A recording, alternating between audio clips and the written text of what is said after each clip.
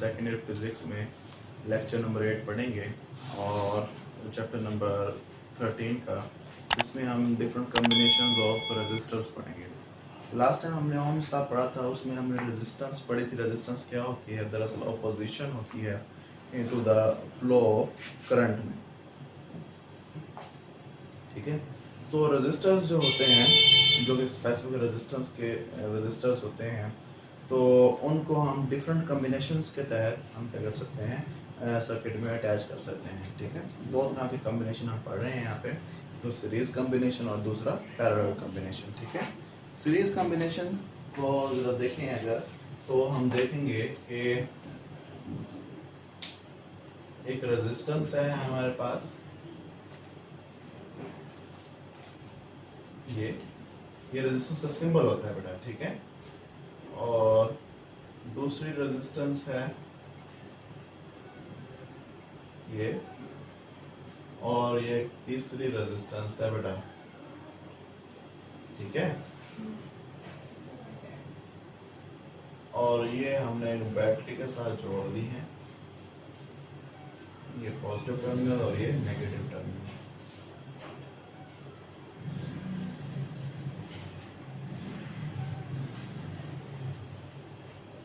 इस तरह से बेटा। ठीक है, ये बैटरी बेटा, ये पॉजिटिव टर्मिनल है, ये नेगेटिव टर्मिनल है, इसका पोटेंशियल V है बेटा। ठीक है, और ये R1 रेजिस्टर, ये R2 और ये R3। समझ आ रही? तो यहाँ पे अगर हमने एक स्विच लगा दिया है इस तरह से कि, तो ये स्विच के तौर पे बिहेव करेगा। ठीक है, अब देखो कि जैसे ये स्विच ऑन होगा तो इधर से हाई पोटेंशियल से करंट फ्लो करेगा। कहाँ पे बेटा? लो पोटेंशियल की तरफ। समझ आ गई? तो आई करंट फ्लो करेगा। तो अब जरा देखो, ये रेजिस्टेंसेस इन सीरीज लगी हुई। कैसे लगी है बेटा? सीरीज। कैसे पता चला? एक end, one end of the resistor attach है other end of the resistor के साथ बेटा। समझ आ गई? एक रेजिस्टर का एक एंड दूसरे रेजिस्टर के एक एंड से अटैच है। इसी तरह एक रेजिस्टेंस का एंड दूसरे रेजिस्टर के दूसरे एंड से क्या बेटा? अटैच है। इस रेजिस्टेंस का राइट एंड इसके लेफ्ट एंड से अटैच है, और इसका जो राइट एंड है इसके लेफ्ट एंड से अटैच है बेटा। बात समझ आ गई? तो ये जो कॉम्बिनेशन होता है ये कहलाता है बेटा सीरीज कॉम्बिनेशन। क्या होता है बेटा? इसमें जो रेजिस्टर्स होते हैं एंड टू एंड अटैच होते हैं। क्या होते हैं बेटा? एंड टू एंड अटैच होते हैं। बात समझ आ गई? किसी को ये बात समझ ना आए जरा पूछ लो। ठीक है, इसी के बरक्स अगर हम पैरेलल कॉम्बिनेशन को देखें तो वो क्या होता है बेटा? एक रेजिस्टर है हमारे पास, ठीक है, और ये दूसरा रेजिस्टर है,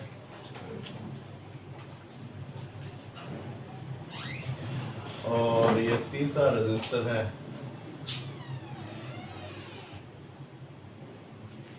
ठीक है बेटा, तीन रेजिस्टर्स हैं ये।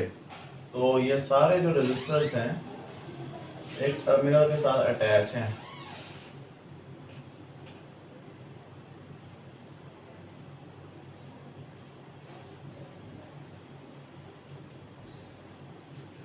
इस तरह से बेटा।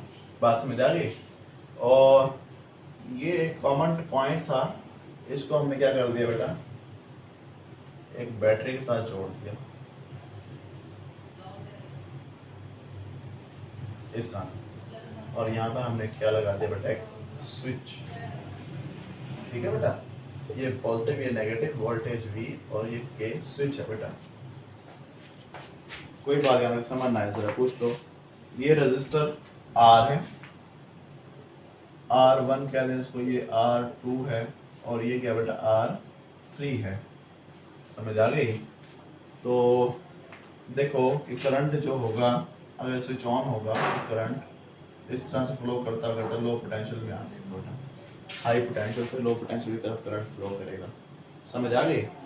अब इसमें देखो कि कोई एक रेजिस्टेंस किसी दूसरे रेजिस्टेंस से कनेक्ट ही नहीं है। हर रेजिस्टेंस डायरेक्टली इस ए पॉइंट से कनेक्ट है, और ये पॉइंट किससे कनेक्ट है बेटा? बैटरी के साथ। समझ आ गई? इसी तरह ये वाले कोई भी रेजिस्टेंस ले लें, ये डायरेक्टली इस पॉइंट से कनेक्ट है, और ये वाला पॉइंट किससे कनेक्ट है बेटा? इसके साथ। यानी कि अगर हम इनको नाम दे दें कि ये ए पॉइंट है और ये क्या बेटा बी पॉइंट है। ये सारे के सारे रेजिस्टेंस किसके साथ कनेक्ट है बेटा ए पॉइंट के साथ, और ये सारे के सारे रेजिस्टेंस किसके साथ कनेक्ट है बेटा बी पॉइंट के साथ। और ये ए पॉइंट बैटरी के पॉजिटिव टर्मिनल से और बी पॉइंट बैटरी के नेगेटिव टर्मिनल से कनेक्ट है बेटा। बात समझ आ गई? कोई बात हमें समझ ना आए जरा पूछ लो। ऐसे कॉम्बिनेशन को हम क्या कहते हैं? पैरेलल कॉम्बिनेशन कहते हैं बेटा। क्या कहते हैं? पैरेलल कॉम्बिनेशन कहते हैं। इनके हम इक्विवेलेंट रेजिस्टेंस का फार्मूला ड्राइव कर सकते हैं, जो कि हमने छोटी क्लासेस में भी किया बेटा। लेकिन कुछ बातें हमने यहाँ पे याद रखनी है।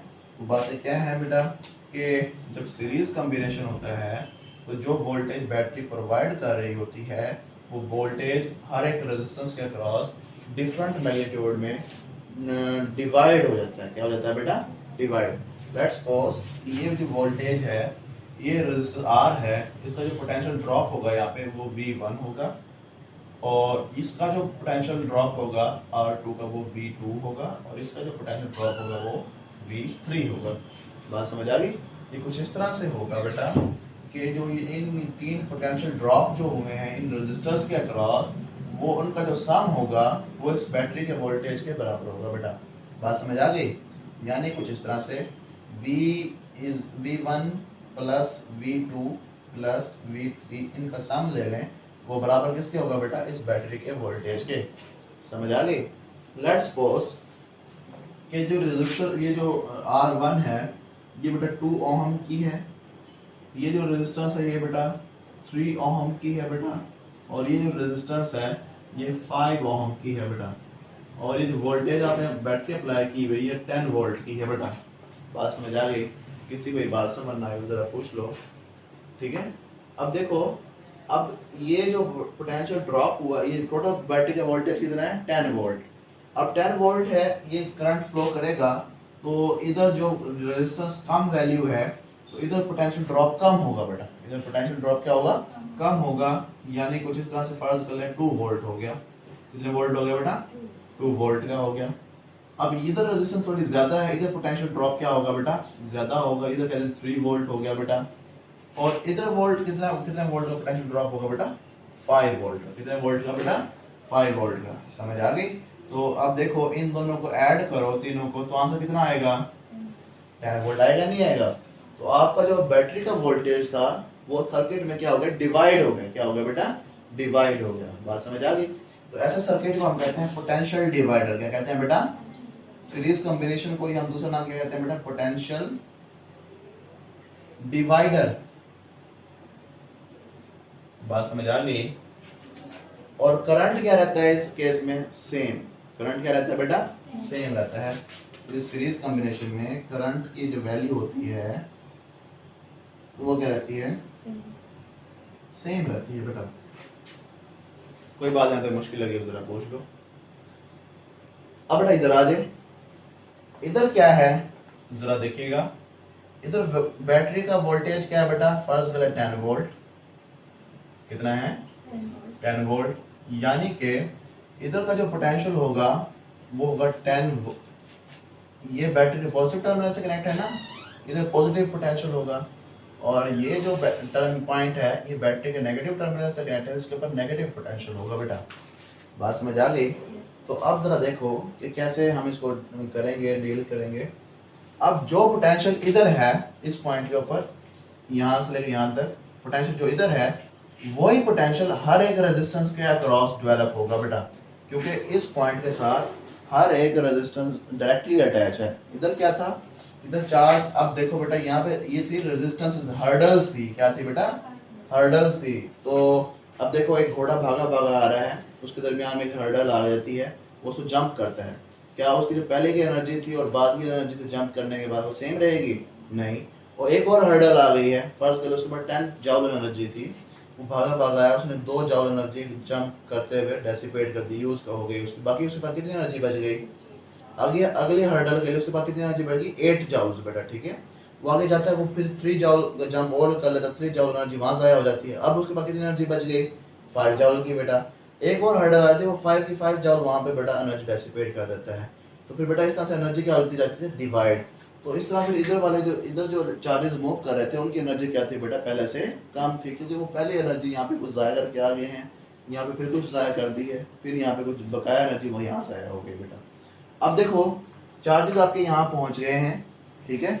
अब चार्जेस की जितनी एनर्जी थी, अब जो चार्ज इसमें से फ्लो करेगा सारी एनर्जी वो इसी के क्रॉस इसी में डेसिपेट करेगा, और तो उसके आगे कोई हर्डल नहीं है, वो इजीली यहाँ आके बेटा स्टोर हो जाएगा। समझ आ गई?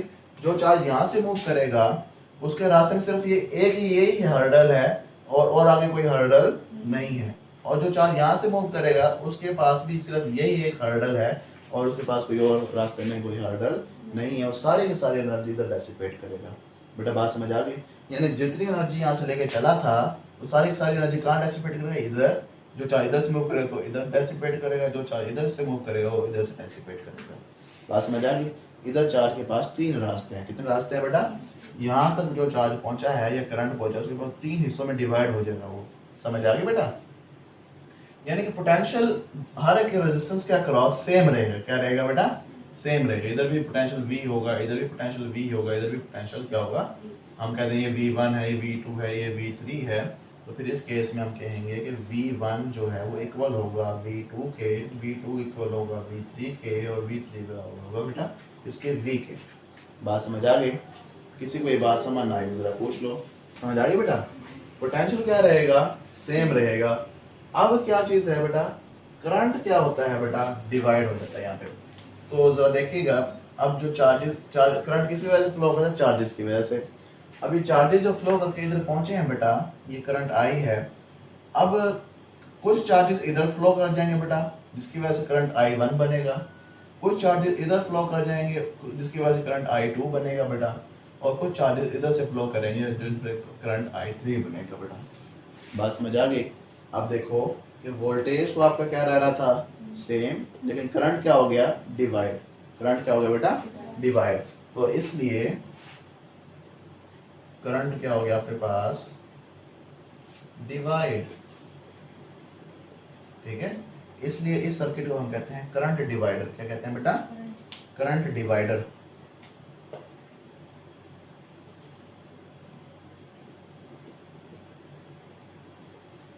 बात समझ आ गई? कोई बात अगर समझ ना आए जरा पूछ लो बेटा। तो ये जो सर्किट है सीरीज, इसको कहते हैं पोटेंशियल डिवाइडर, और इसको क्या कहते हैं बेटा? Current divider. ठीक है, अब देखते हैं इक्विवेलेंट रेजिस्टेंस का फार्मूला हम यहाँ ड्राइव नहीं कर रहे, हम जस्ट उसका फार्मूला देखते हैं, उससे कुछ बातें अखज़ करेंगे। तो इक्विवेलेंट रेजिस्टेंस का जो फार्मूला है सीरीज कॉम्बिनेशन के लिए वो ये है बेटा, R equivalent is equal to R1 plus R2 plus R3।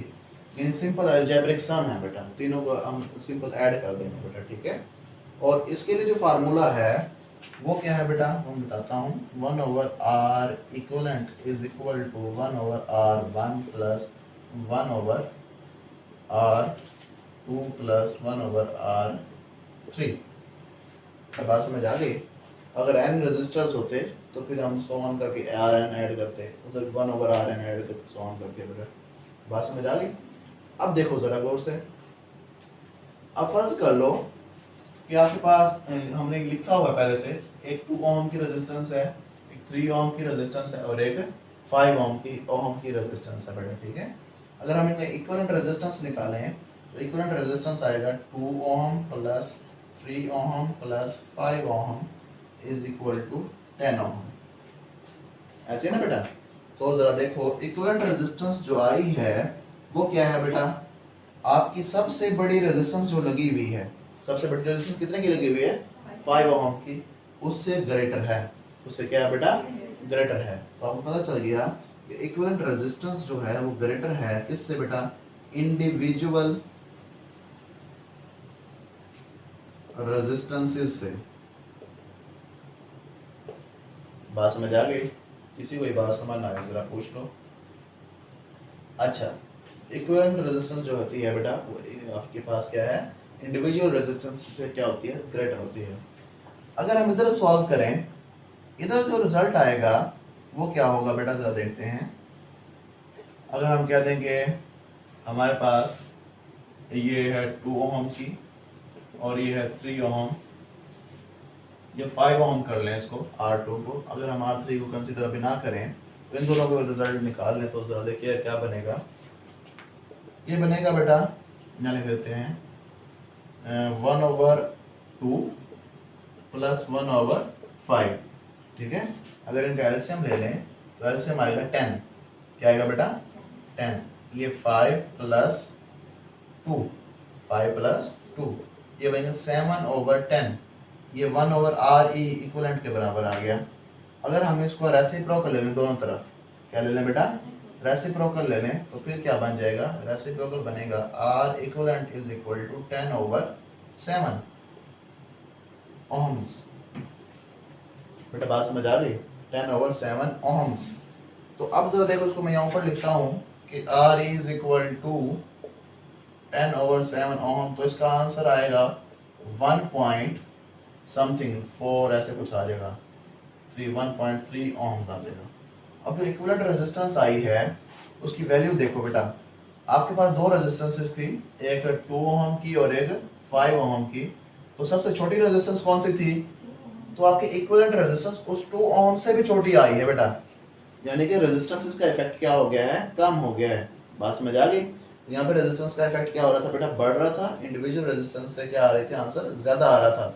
और उधर इंडिविजुअल रेजिस्टेंस से आंसर क्या आ रहा है बेटा? कम आ रहा है। तो हम लिखेंगे equivalent resistance less than the individual resistances. बात समझ आ गई? अच्छा, अब रेजिस्टेंसेस का मतलब है कोई भी लोड हो सकता है हमारे पास। बल्ब है, वो भी रेजिस्टेंस के तौर पे काम करता है, उसके अक्रॉस एनर्जी डेसिपेट होती है, तब वो लाइट में कन्वर्ट होता है बेटा।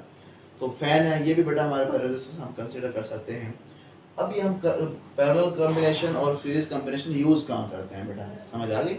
अब जो हमारे घरों में जो वायरिंग होती है, ये जो वायरिंग होती है पैरेलल कॉम्बिनेशन के तहत होती है। किसके तहत होती है बेटा? ये सारी वायरिंग पैरेलल कॉम्बिनेशन होती है, समझ आ गई? और जो सीरीज कॉम्बिनेशन होती है ये कहाँ होती है? ये बेटा जरा देखो कि अगर हम शादियों में जो लाइटिंग होती है हमारे पास, तो वो सारी जो लाइट्स होती हैं वो एक लाइट दूसरी लाइट से कनेक्ट होती है। अगर एक लाइट खराब हो जाती है तो दूसरी आगे वाली लाइट्स भी क्या होती है बेटा? नहीं जलती वो, समझ आ गई? तो इस तरह से ये सीरीज कॉम्बिनेशन है। अब देखो सीरीज कॉम्बिनेशन का ड्रॉबैक देखो जरा। फर्ज कर लो, मैं यहाँ दोबारा से बनाता हूँ, ये हमने एक बल्ब लगाया है, ठीक है, यहाँ पे हमने एक मोटर लगाई है,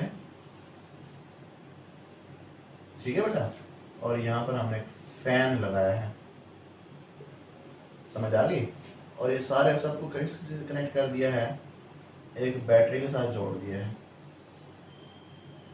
ठीक है। और यहाँ पर हमने क्या लगा दिया? एक स्विच। और बैटरी है बेटा ये है हमारे पास, वोल्टेज ये पॉजिटिव टर्मिनल और ये नेगेटिव टर्मिनल, ठीक है। अब देखो, अब हम चाहते हैं कि हम ये बल्ब ऑन कर लें। क्या कर लें बेटा? तो हम यहाँ स्विच क्लोज करेंगे। जैसे स्विच क्लोज करेंगे तो ये सारी चीजें चल पड़ेंगी, बल्ब भी चल पड़ेगा, ये मोटर भी चल पड़ेगी और ये फैन भी चल पड़ेगा, क्योंकि यहाँ करंट तो ऐसे फ्लो करेगा ना बेटा, तीनों में से करंट फ्लो करेगा। अगर ऑन होंगी तो तीनों ऑन होंगे, यदि तो कोई भी ऑन नहीं होगी बेटा, समझ आ गई? तो फिर इस तरह से हमारे पास, अगर हम चाहते हैं इस मोटर को बंद कर दें, बाकी तो चीजें चलती रहे, तो फिर हमें क्या करना पड़ेगा? स्विच बंद करना पड़ेगा। स्विच बंद करें तो सारी चीजें बंद हो जाएंगी, कोई एक चीज बंद नहीं हो सकती बेटा। बात समझ आ गई? इसी तरह अगर यही काम हम यहाँ करें, यहाँ पे हमने लगा दिया बल्ब, इसको ले लेते हैं बल्ब है, लेट्स सपोज ये हमारे पास ये मोटर है और ये हमारे पास क्या है बेटा? फैन है, ठीक है। तो हम यहाँ पर अलग अलग स्विचेस भी यूज कर सकते हैं, ये स्विच और ये स्विच, ठीक है। अगर हम चाहते हैं कि बल्ब और मोटर बंद रहे, फैन ऑन हो जाए, तो फिर हम ये कनेक्शन ऑन कर देंगे। तो करंट कैसे फ्लो करेगा? इधर से करंट फ्लो होता हुआ इधर घूमता हुआ इधर से वापस इधर आ जाएगा। तो सिर्फ पंखा चलेगा, मोटर भी बंद रहेगी और बल्ब भी बंद रहेगा। हम चाहते हैं कि फैन भी चले और ये बल्ब भी चले और मोटर बंद रहे, तो हम फिर ये वाला स्विच भी क्या कर देंगे बेटा? क्लोज कर देंगे।